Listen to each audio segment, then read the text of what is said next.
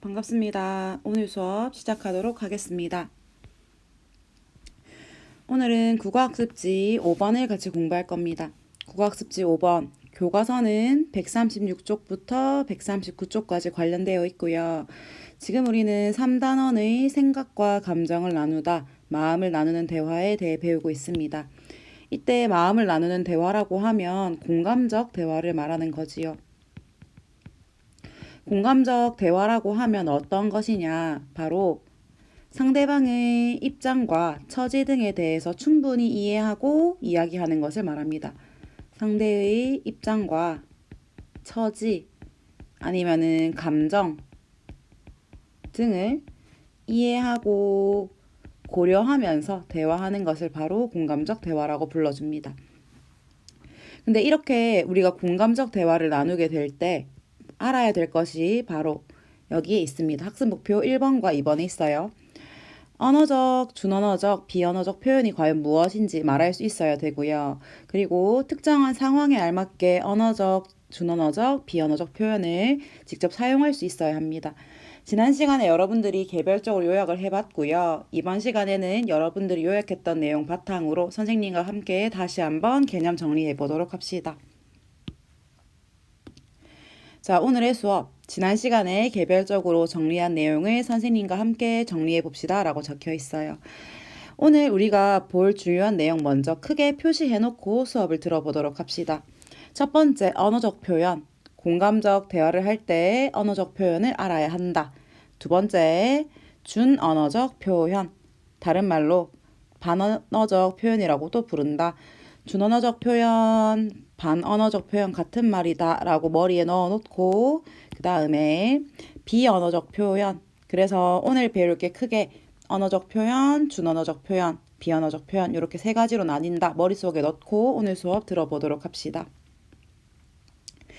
우선 언어적 표현이라고 하면 그 개념이 생각이나 느낌을 나타내거나 전달하는 데 쓰이는 무엇과 무엇 같은 수단이라고 적혀 있어요.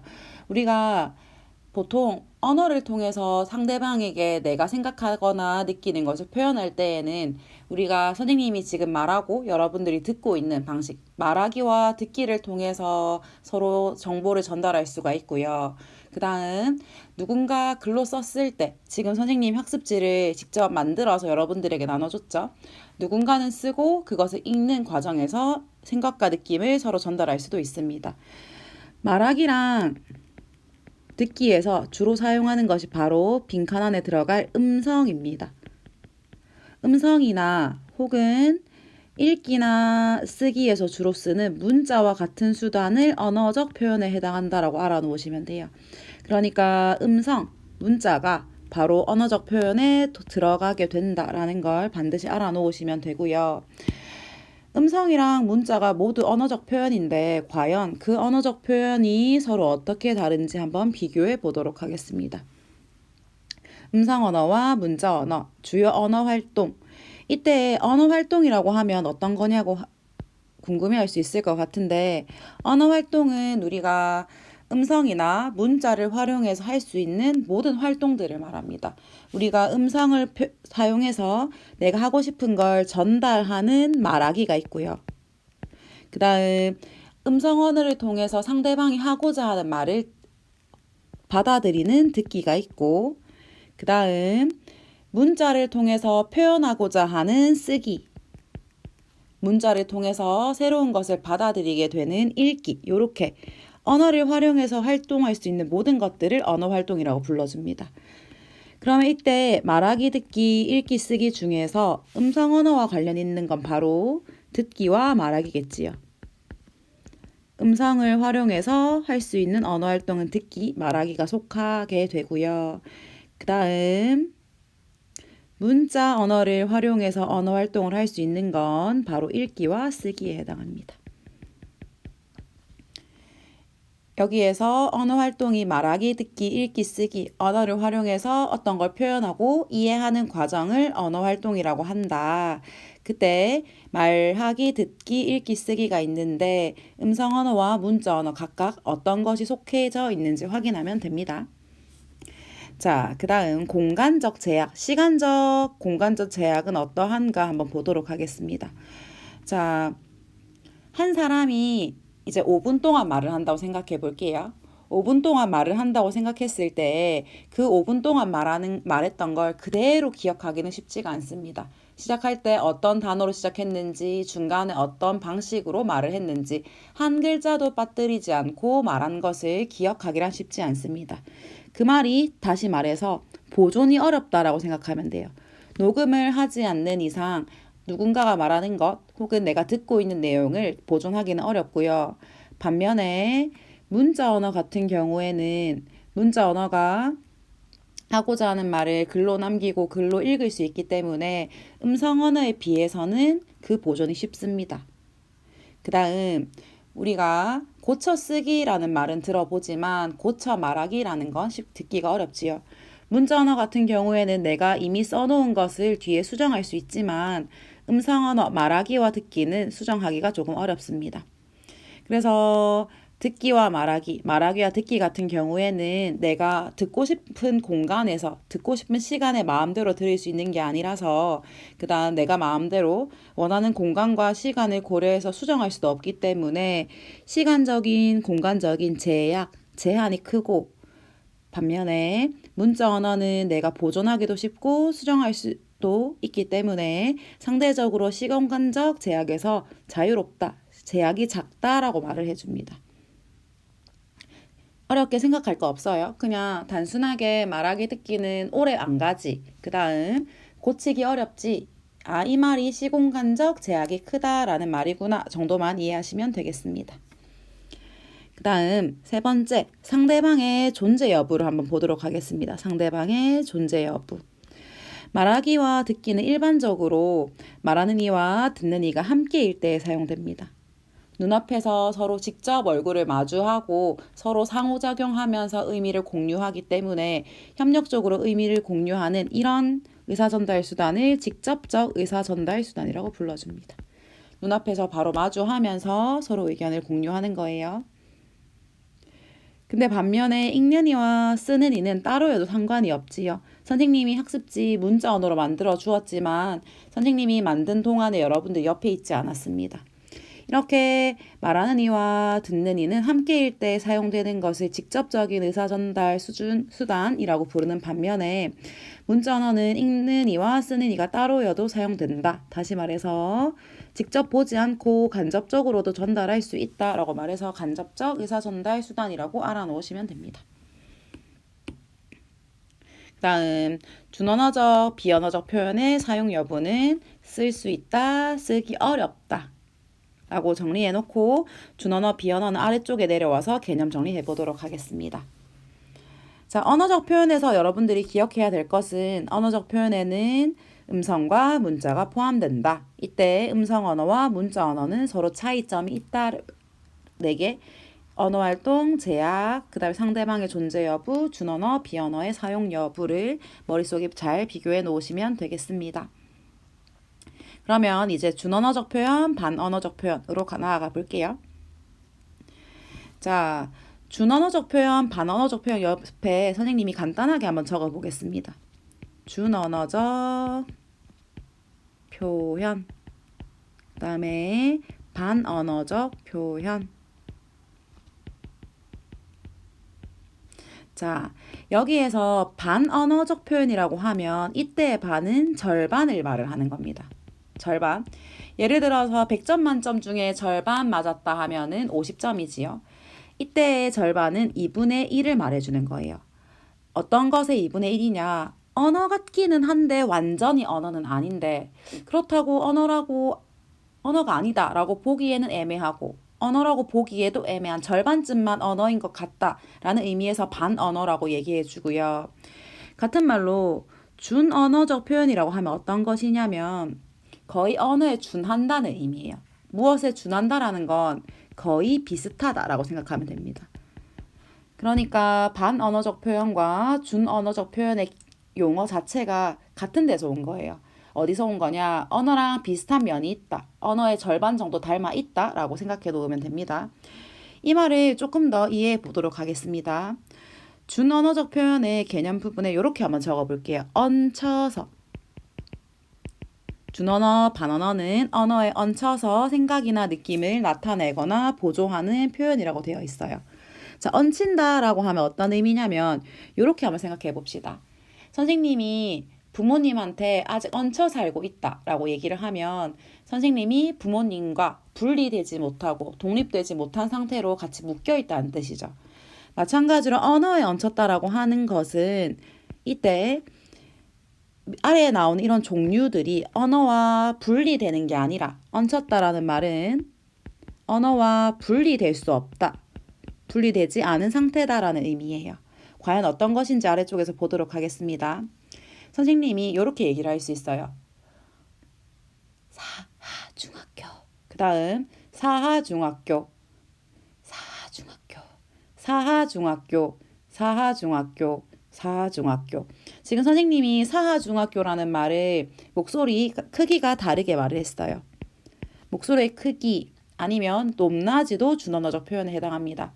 사하중학교, 사하중학교 이런 식으로 특정한 목소리의 높낮이도 여기에 해당하고요.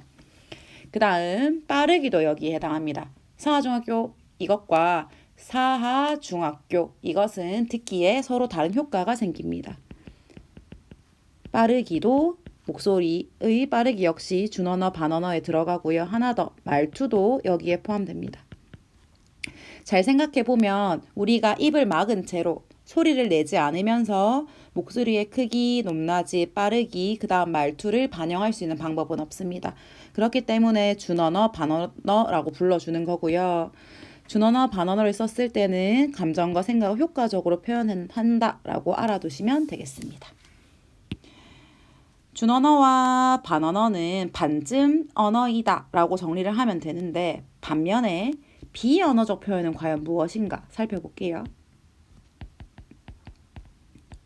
자, 비언어적 표현이라고 할 때 비는 아니라는 거예요. 예를 들어서 너 정말 비인간적이다 라고 하면 뭔가 기분이 나쁘죠. 우리가 사람이 아닌 것처럼 누군가가 뭐라고 하는 것 같으니까 이때 비는 아니다 라는 의미입니다. X를 의미하는 거예요. No. 언어가 아니라는 뜻이에요. 언어가 아니라는 건 어떤 거냐. 개념 부분에 언어와는 별개로 라고 한번 적어보겠습니다. 언어와는 별개로 생각이나 느낌을 나타내거나 보조하는 표현이라고 되어 있어요.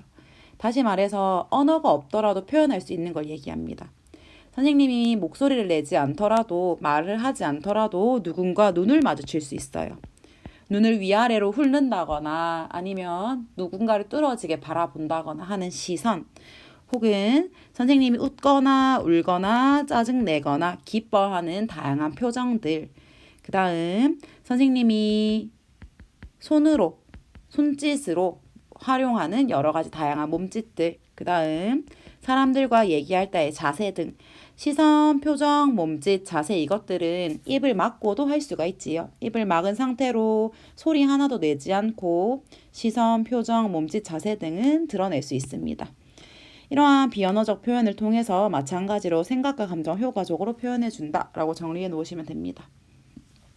사실 준언어, 반언어, 비언어 이 부분이 헷갈리는데 거의 비슷한지 절반인지 아니다인지 요 개념을 머릿속에 잘 넣어 놓으면 헷갈릴 일 없을 겁니다. 그 다음 아래쪽에 있는 그림은 지난 시간에 개인과제 했으면 아마 잘 봤을 거예요.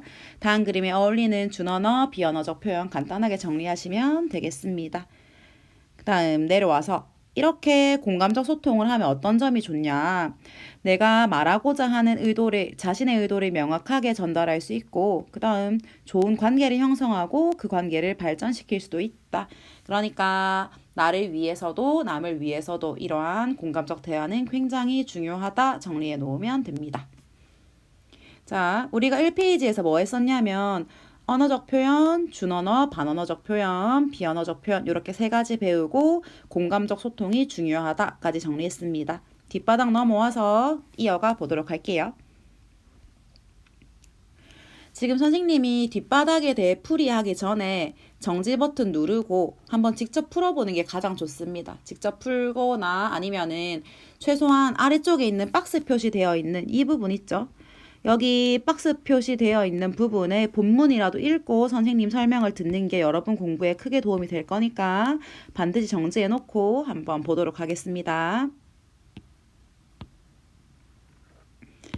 자, 이 페이지에 있는 오늘의 적용, 다음을 읽고 물음에 답해 봅시다 라고 적혀 있네요. 다음은 동백꽃의 일부분이다. 우리가 1학기 때 배웠었지요. 1학기 때 배웠을 때 나와 점순이가 등장하고 사랑을 표현하는 게 조금 서툰 점순이가 나에게 퉁명스럽게 대하고 사이가 멀어졌다가 다시 가까워지는 내용이었습니다. 이때 나와 점순이와의 대화를 살펴보면서 상대방의 입장과 처지를 이해하는 게 왜 중요한지 한번 알아보자 라고 적혀 있네요. 지금 이 대화에서 점순이와 나의 대화는 잘 이루어지지 않고 있습니다. 왜 그런지 그 이유를 한번 볼 거고요. 점순이와 나의 대화가 잘 이루어지지 않은 이유 한번 찾아볼 거고, 그 다음 기억과 니은에 어울리는, 기억, 니은에 어울리는 준언어적 표현과 준언어적 표현과 비언어적 표현을 말해 볼 겁니다. 그 다음 나와 점순이가 공감적 대화를 나누기 위해서는 기억과 니은 자체를 또 다른 언어적 표현으로 바꾸어 주어야 해요. 그때 어떻게 바꾸면 좋을지도 잘 생각해 보도록 하겠습니다. 한번 볼게요. 게다가 조금 뒤에는 자기 집을 돌아보더니 행주치마 속으로 꼈던 손을 뽑아서 나의 턱 밑으로 불쑥 내미는 것이었다. 무엇을 내밀었냐 하면 언제 구웠는지 아직도 더운 김이 확 끼치는 뜨거운 감자, 굵은 감자 3개가 손에 쥐어 있었다. 이때 손은 점순이의 손이었겠죠. 점순이가 나에게 이렇게 얘기합니다. 너희 집에 이거 없지? 라고 생색을 냈다고 하네요. 생색 있는 큰 소리를 하고는 자기가 준 걸 남이 알면 안 되니까 얼른 여기서 먹어버리라고 점순이가 말했어요. 너 봄감자 맛있단다 라고 얘기를 하고 나는 점순이에게 얘기를 합니다. 나는 감자 안 먹는다 너나 먹어라. 나는 고개도 돌리지 않고 쑥 내밀었다. 근데 그때 점순이는 숨소리가 거칠어졌고 얼굴이 빨개진 상황이었어요. 이때 나와 점순이의 대화가 잘 이루어지지 않은 이유는 과연 무엇인가? 바로 이 윗부분에 힌트가 있습니다. 서로 상대방의 입장과 처지를 이해하지 못했기 때문입니다. 상대의 입장과 처지를 이해하지 못해서 점순이의 경우에는 나에게 저렇게 말하는 경우 내가 기분이 나쁠 수 있다, 무시당하는 기분이 들 수 있다라고 처지를 이해하지 못했고요. 반면에 나는 점순이가 준 거를 안 먹는다라고 이렇게 훅 말을 해버렸을 때 점순이가 민망할 수 있다라는 걸 생각하지 못했습니다. 서로 조금 배려하지 못한 상황인 것 같고요.